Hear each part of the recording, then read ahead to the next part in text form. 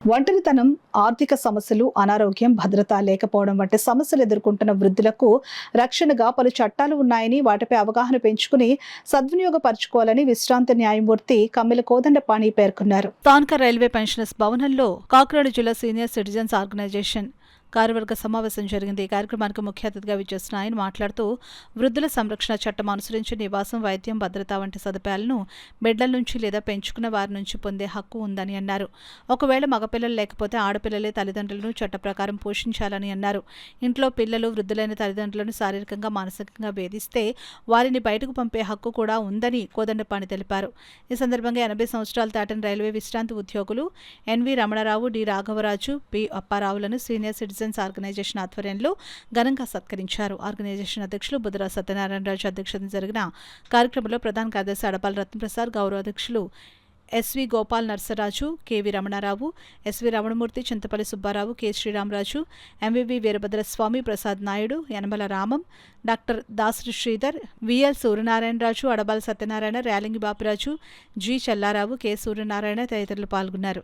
ప్రతి సభ్యుడికి కూడా ఇటు స్టేట్ గవర్నమెంట్లో పనిచేసి రిటైర్ అయిన వీళ్ళందరికీ, ఆఫీస్ బేరర్స్కి, అలాగే మన రైల్వేలో ఆఫీస్ బేరర్స్కి కూడా మా హృదయపూర్వక నమస్కారాలు తెలియజేస్తున్నాను. ముఖ్యంగా ఫస్ట్లో చేసాం ఎన్వి రమణరావు గారు, ఆయన చీఫ్ కమర్షియల్ ఇన్స్పెక్టర్ చేశారు ఇక్కడే కాకినాడ టౌన్ పోర్టు కూడా. మహామేధావి, చాలా గ్రీవెన్సెస్ క్రియేట్ చేయడం జరిగింది. లాస్ట్ 10 years దగ్గర నుంచి కూడా ఏ గ్రీవెన్సెస్ వచ్చినా సరే జాగ్రత్తగా చేసేవారు, మంచి పేరు సంపాదించుకున్నారు. 80 సంవత్సరాలు నిండినటం వల్ల మేము వారికి ధన్యవాదాలు తెలియజేసుకుంటున్నాం.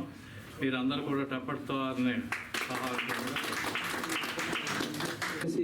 ప్రభుత్వాన్ని కోరాలనే భావంతో చర్చించడానికి ఈ యొక్క ఎజెండా పెట్టడం జరిగింది. అదేవిధంగా సీనియర్ సిటిజన్స్ 60 సంవత్సరాలు దాటిన సీనియర్ సిటిజన్స్ అందరూ కూడా ప్రభుత్వం వృద్ధాప్య పెన్షన్లు పంపిణీ చేస్తున్నారు. అందులో కూడా సాధక బాధకాలు చాలా ఉంటాయి. అంటే ఇంటింటికి తీసుకెళ్ళి ఇవ్వడం, కొంతమంది చేయకుండా ఎక్కడో చోట గుళ్ళోనే ఎక్కడ పెట్టి వాళ్ళకి పంపిణీ చేయడం జరుగుతుంది. అదే కొంతమంది ఆ వృద్ధా పెన్షన్లో కూడా కొంతమంది సక్రమంగా పంపిణీ చేయకుండా వాటిని దుర్వినియోగం కూడా జరుగుతుంది. ఇవన్నీ కూడా చర్చించి ప్రభుత్వం దృష్టి తీసుకెళ్ళి మన సంఘాలను కూడా ఆ యొక్క డిస్ట్రిబ్యూషన్లో భాగస్వామ్యం చేయాల్సి కూడా ప్రభుత్వం దృష్టికి తీసుకెళ్ళాలని చర్చించడం కోసం ఈ ఎజెండాలు పెట్టడం జరిగింది.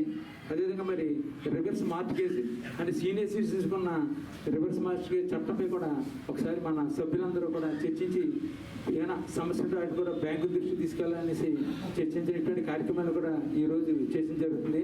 మీ అందరూ కూడా హాజరై ఈ యొక్క కార్యక్రమంలో పాల్గొన్న మీ అందరూ కూడా ప్రత్యేకంగా ధన్యవాదాలు తెలియజేస్తున్నాం. మెంబర్స్కి సన్మానం చేయడం చాలా ఆనందకరం. అందులో మా ఎన్వి రమణరావు గారు, ఆయన ఈ మా రైల్వే పెన్షన్ అసోసియేషన్కి మూలస్తంభం లాంటి వారు. ఆయన ఎస్టాబ్లిష్ చేసి దీన్ని ఫైనాన్షియల్గా బాగా ఆర్థికంగా స్థిరపరిచారు. దాన్ని మేమందరం కంటిన్యూ చేయాలని కోరుకుంటున్నాం. అలాగే మా రాఘవరాజు గారు కూడా స్టేషన్ మేనేజర్ చేసి రిటైర్ అయ్యారు. వారు కూడా ఈ మొదటి నుంచి ఉన్న ఆర్గనైజేషన్లో మూలస్తంభంగా ఉన్నారు.